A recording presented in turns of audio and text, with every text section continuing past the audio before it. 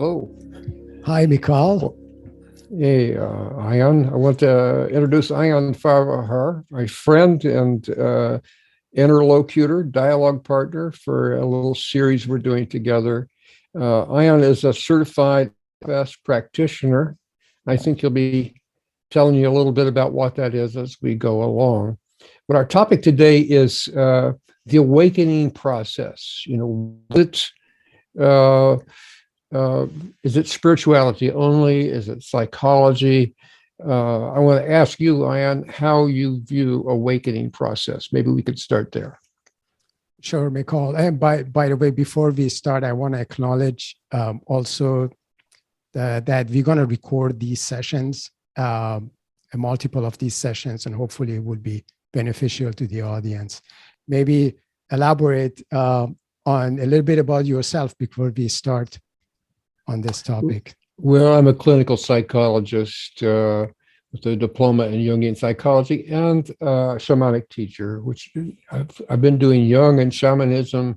I have a book by that title, Jung and Shamanism in Dialogue, for nearly 40 years. And I wrote that book some 32 years ago. And it's still quite a successful book, quite active. And so I spent a lot of time teaching and lecturing on the material that was in the book and the updates I've made. And I still have an active clinical practice, and I direct Crow's Nest Centers International, which are communities of people who want to come together to learn and to inquire and support each other in their own learning and transforming processes. So that's what I do. And cmichaelsmith.com or crowsnestshamanism.com. You can find me there. Beautiful, Mikal. Thank you so much. I mean, that's helpful for the audience to get to know you. So it's really a pleasure to have you. Yeah, in terms of awakening, it's really a big word. To me, awakening is it's basically stepping out of the mist and awakening from a state of a so-called dream or not knowing to a state of clarity. And as you said, most of the time when we use the term awakening, we are referring to spiritual awakening. That's where it's commonly used. But to me, I notice in my own personal work that spiritual awakening is a very important dimension of our being, but we also have other dimensions. And we have a psychological dimension, and we have a personal dimension, which is about what we are supposed to manifest in the world. So I see this as separate from spiritual dimension, although awakening could be a very holistic process, which involves all the three dimensions. That's Sure. really an ideal path of awakening. But I want to qualify these two other dimensions in addition to a spiritual dimension that we humans can experience. And I can elaborate on what they are if needed. Yeah, I think so. You might take them one at a time and tell us what you mean by spiritual awakening, and then the psychological, and then the personal. Yeah, beautiful. Let's start with psychological awakening. Okay. Or before even I start with that, I see us human having three fundamental desires. We desire to have peace. So that's really essential for us. If we don't have peace, it's really hard to focus on something else in life. And we also want to have purpose in life. As Jung said in one of the quotes, and you can correct me, he mentioned something: a human cannot stand a meaningless life. So, and that's why it's really natural to us to find meaning in everything we do in life. Mm-hmm. So we got to have it. We have a desire to have purpose. And the last one is that if we look at life as a whole, we want our life to have a meaning. So, and I can give an example of what I mean by that. And, for example, if I'm an artist and I'm a sculptor, and I sculpt something really precious, very detailed, and I spend all my whole life creating that. And somehow something happens, and my sculpture basically just get destroyed. Then the question is that, what was my life about? So if you look at the purpose as just creating this sculpture, then that whatever I created is no longer exist. So does that mean that my life didn't have meaning? So that's why the meaning is more like a spiritual dimension, something beyond our personality or beyond of what we do. And maybe Something- the art of creating the sculpture as one's love or one's project was the vehicle right. for the meaning and not the meaning itself. Exactly. It's just, and thank you for sharing that. Yeah. So that's why at these three desires, we have these three dimensions. Let's go back to the psychological awakening or psychological dimension. Mm-hmm. To me, this is about how we relate to ourselves. This is about us understanding our feelings, thoughts, beliefs, not necessarily just accepting them the way we are, but knowing why we have certain feelings or why we have a certain thought, or where is the root of our beliefs. And it's very important because we kind of need to become a more like a higher observer. When we are spiritually awake, we become a higher observer of ourselves. In other words, it's not about us knowing what we want or what we feel. It's about knowing why we want that or why we feel that. It's about the why as opposed to about the what. So that to me is an awakening that should happen. And if it doesn't, if you don't pay attention really to it, if you don't invite it, then we always gonna have contradicting feelings and thoughts, and we're likely to jump from one to the other. So life and our actions in life could become very inconsistent because it could be contradicting. So a part of me may want to take care of some paperwork that is due, but another part of me is procrastinating it. So I can't make a decision. And I feel guilty that I'm not doing what's necessary to kind of reduce my headache. But at the same time, my procrastinating side doesn't care. So I become very inconsistent, and that really invites self-doubt and other negative feelings. So it's so important for us to know why the procrastination is there. Obviously, we understand why we need to do paperwork, but we understand also why we procrastinate, because there is a good reason behind everything. Yes. In my own client work, I found people have a core wound. It's kind of like a void, a big hole in their life. And they don't want to look at it. And when they do, they feel terribly overwhelmed.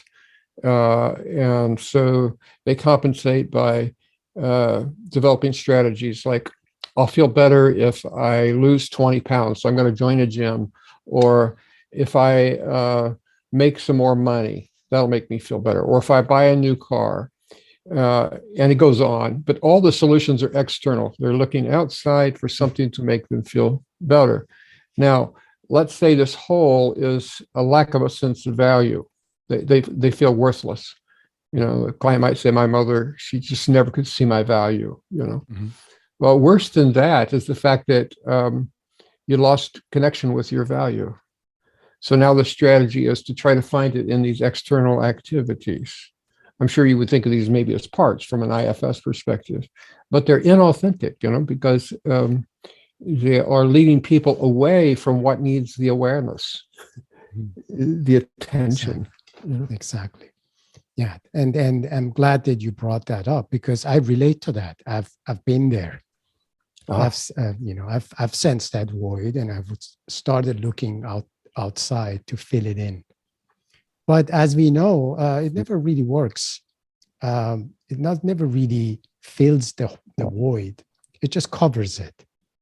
It- So it's true. For example, if you take the solution, okay, I'm going to go lose 20 pounds at the gym. I'm going to get my body looking good. I'm going to buy some new clothes. That will make you feel good, maybe if you succeed for a little while, but it's not sustainable because you still feel worthless inside. So as soon as you exactly. relax when you're working out, you'll get anxiety again, or you'll feel depressed, and then you'll start to overeat again, or you'll pick some other symptom pattern. But Right. it doesn't, so external doesn't fix anything. Right. Beautifully said. And that's why it's just imagine that we had the answer to exactly why we do all of this, why we binge or why we overeat or why we are workaholic, which is a kind of a problem that some of us have. And why we have the part that feels worthless. When was that part of us felt that way? And most likely it's going back to the time that maybe we were not given the attention that we deserved. We misunderstood. Maybe we felt that we're lonely or no one sees our value. So once we start really awakening to that, just becoming compassionate, curious about that, then we become spiritually awake. And with that compassionate reach to our inner corners of our being, we actually become empowered and to understand what happened and let go of some of the things that no longer serve our life. Maybe what I notice is, Mhm. I'm sorry. That's okay. Go ahead. Okay, what I notice is, like if my clients will stay with that hole, that void, rather than trying to fix it, just be aware of it, so that they're staying conscious in relationship to it. The relationship to the void is important. Okay. And then they can talk about it from that standpoint. They can feel into it, they can explore it, maybe how bad it feels, exactly what it feels like, feel it in their body, this sort of thing. And memories come up like, when did I lose this? I know I had it at one time. A space is created, a space for curiosity and inquiry, a space of awareness. And eventually you create enough space and you stay with the whole, the missing quality will spontaneously or gradually emerge in that space. Yeah, exactly. And that's insight. That's what, as you said, the person is becoming awakened to. But many of us don't have the courage or don't feel that we have a courage, because I believe that everyone has the courage. Maybe they haven't activated it. And there are ways to do that. But it's very, could be scary for people just to sit with the void. But there are ways to do that, especially if we approach that from a very compassionate curiosity, not as like with an agenda that we want to fix it, or right, just to get to know it, why it's there, what happened, what is its stories, okay, who did what. So that is all. There are spiritual aspects to that, because if you're spiritual, if they have some kind of a intuitive connection to our spiritual insight, which I consider spiritual. Some people, they have intuition, they may not call it spiritual, but to me, intuition is not like intellectual all the time. It could be an emotional intuition. And there's a very psycho-spiritual approach that to be sitting with that void that you were talking about. But the whole area of us getting inside, understanding how to relate to ourselves is the psychological awakening process. And Yes. and, Yes. and leads to inner peace and full harmony, inner harmony. So That would be the outcome. In the process of getting that outcome, the missing quality, the value or whatever it is, can keep coming up in different ways. Like suddenly you start to feel compassionate as you're telling the story of the part, and you start to feel for that little boy or little girl, who suffered this particular calamity in their life. And now they're more than aware, they're actively concerned for that part and can empathize with it and so on.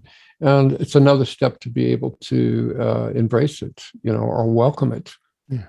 So yeah, beautiful. So and I know that this question is like needs to dovetail to what the personal awakening is. So once we kind of come to terms with who we are as an individual and embrace our unique individuality and sovereignty, then the question is how that individuality needs to express itself in the world. What is our purpose? What is our dharma? Okay, what are we here to manifest? So that's the personal awakening is about what is the expression of my personality in this world. Is it my creativity? Is it my compassion? Is it my parental love? Is it love? Is it courage? How am I, from a position of a very grounded psychological state, how am I presenting? What am I bringing to the world? So that is the awakening process of soul searching for purpose. And why that purpose? And you make a distinction. You make a distinction. I didn't mean to cut you off. Sure. Between purpose and meaning. Some people would Yes. put that together as the same thing, but I know you don't. Very subtle point. Thanks for.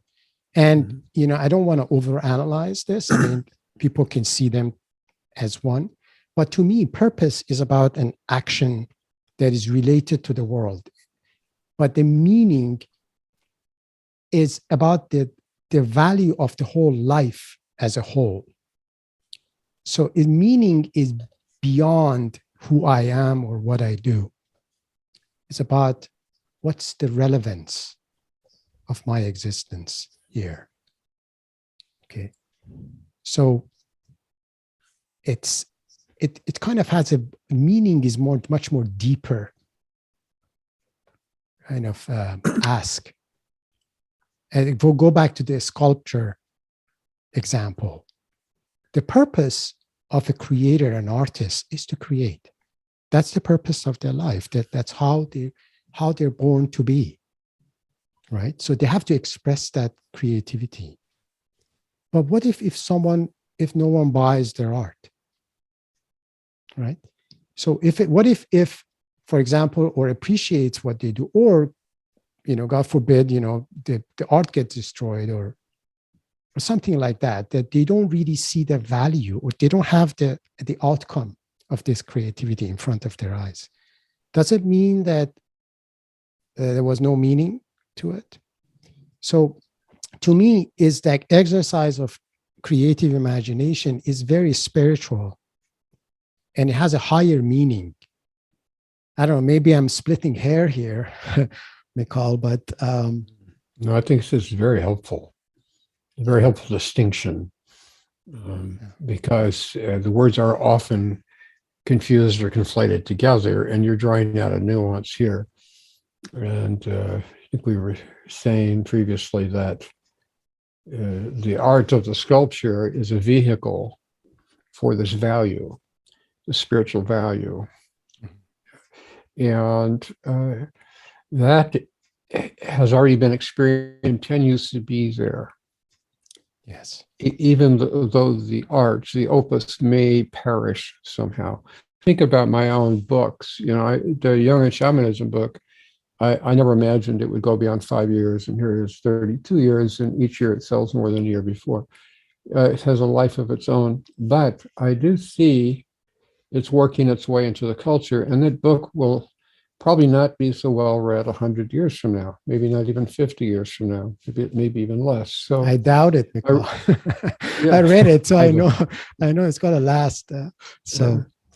But so I felt like I have to ponder that. So what does that mean to me? That this work may perish, something I worked very hard on, labored hard on, and experienced tremendous joy and satisfaction in creating it. But now I'm imagining it perishing, and at some point it will. I don't think it's a classic like, Plato's works or something like that will last thousands of years. And it's okay with me that it's not. But I had to ask myself the question, so what does that mean, for me? And I have to recognize that there's a time for me to let that go. That's just the vehicle. That gave me the opportunity to say something to the world. It gave me an opportunity to work with, interact with people like you, have my crow's nest community, and form many beautiful relationships, and watch other people and support them in blooming or bursting into flower in their own lives. So the destiny of that book is not so important as the load of value that it has carried through my life, and I hope for a while after. Right. And it's about inspiration, that it's about creative imagination. Meaning is in creative imagination, it's inspiration. And whether people appreciate or the world appreciates what that is, doesn't matter. What matters is that we express that, we honor it. And can you say more about that? How imagination and creativity are part of meaning? Right. So, because if you just even, I know maybe some of our audience are not spiritual, but to me, even if you look at the creator figure, to me, creator creates because it has the desire to create. So the creation is the desire of a creator to see its imagination come to creation. So it's a very natural state that no matter what our consciousness level is, as long as we have something to offer, something to express, it needs to be expressed. And it adds value to us at the minimum. Mm-hmm. But that expression may be inspire, like just like a spark that just distributes or spreads around and creates more inspiration. How many times we have seen people that had a very passionate life, and it's inspiring us to see this kind of people. Why is that? Because we want to be awakening that passion in us. It's in all of us to express, not necessarily in what we do. It's just the act of expression, because it's a way of really for our life to present itself in the world. I always, when it comes to meaning, I always look at the whole life, not necessarily who I was or what I did exactly, but what that life inspired, or what was the value or spiritual relevance of that life. At the very minimum, it was an expression of authenticity of an individual. To me, it has a lot of meaning. It adds to the beauty of the world. Just imagine if all of us were like exactly doing the same thing, exactly being the same way. So if we have to wear the same clothes, we didn't have this beauty. And that's why the diversity that we have. And it makes everything so beautiful, so more meaningful, so colorful. So, well, you have a very elegant and clear vision of what awakening is. I wonder what we've not yet touched on here. Yeah, the only thing is that I think you relate to, Nicole, is a what we call spiritual emergence. So spiritual emergence, and we have a spiritual emergency, and we can talk about spiritual bypass. That is a concept that we need to be aware of. But spiritual emergence, that it's a calling. I want you to maybe talk about it because you probably will do much better job on that. And I have some idea about the emergence and the emergency, but I want you to, if possible, just kind of talk about the emergence and how, whether it's a positive thing or a negative thing, if someone experiences in a spiritual emergence. Yeah. So, I got these words, emergence and emergency, from Stanislav Grof and his deceased wife, Christina Grof, who was undergoing such an emergency. And they thought, oh, wow, we really need to say something about what these are. They're not functional psychoses. They're not clinical depressions. They're not diagnostic anxiety disorders. They may have anxiety. They may have depression. They may have mania. They may have visions, hallucinations. There may be an overwhelming amount of energy. People may get inflated if they're in an emergency state, inflated with their self-importance. They're unable to ground.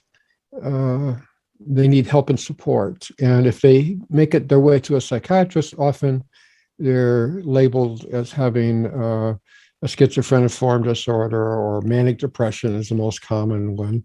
When it could be a Kundalini awakening, it could be a psychic awakening, it could be a shamanic crisis. It could be a near-death experience. There might have been a loss of a loved one that created this spiritual awakening suddenly, and it's overwhelming.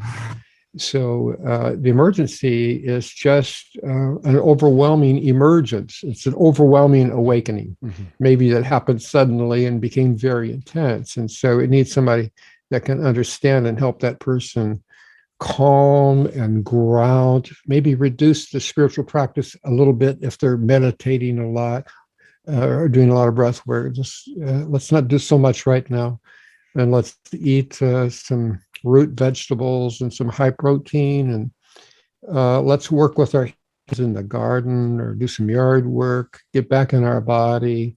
It can be helped in that way. And then it goes back to just being an emergence that you can support and work with. Beautifully said. So the way I understand it, and you, based on what you described, is that emergence could become an emergency if it is not grounded. Right. So what the spiritual emergence could be a very positive, very transformative experience, and just kind of getting us closer to my higher level of consciousness, closer connection to spiritual realities, and even God or whatever that we believe that's kind of has that spiritual meaning to us.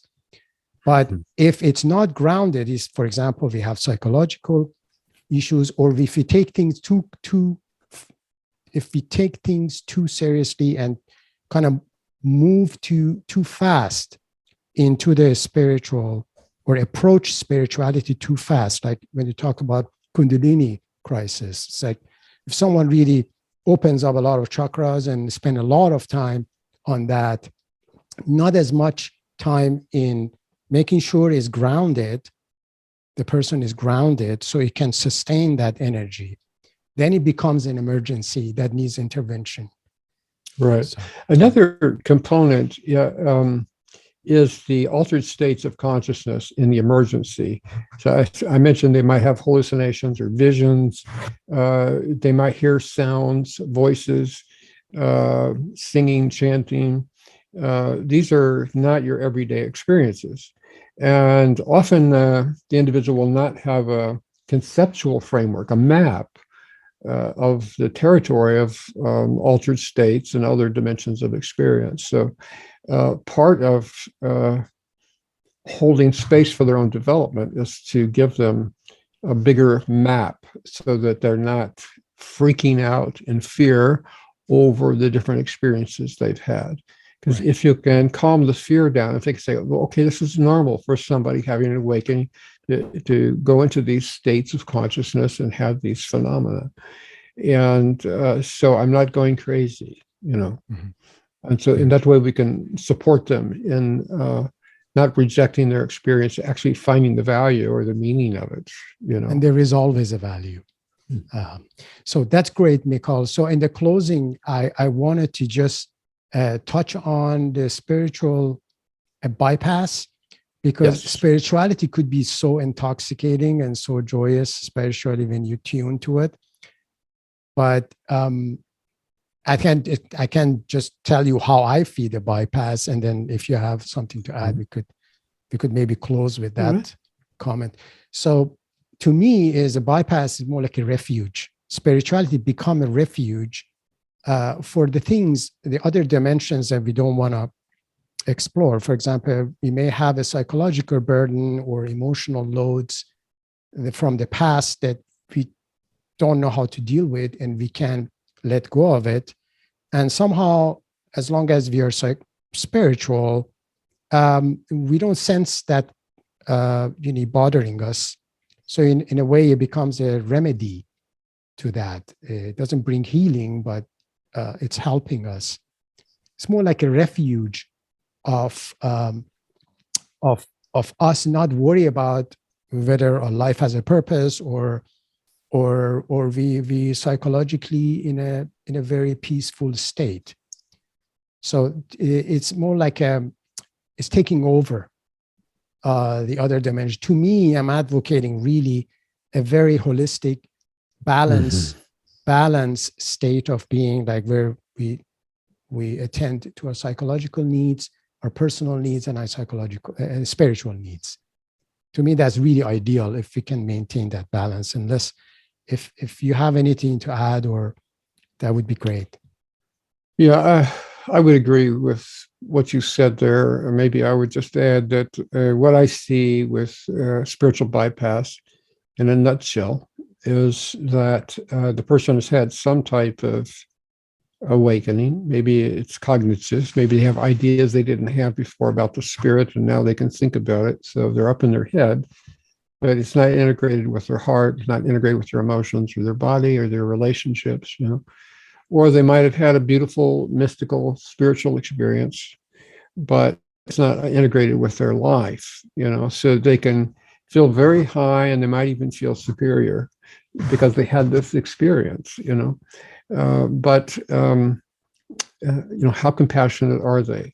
How satisfying is their life, and are their relationships? How much love, how much meaning, and so on.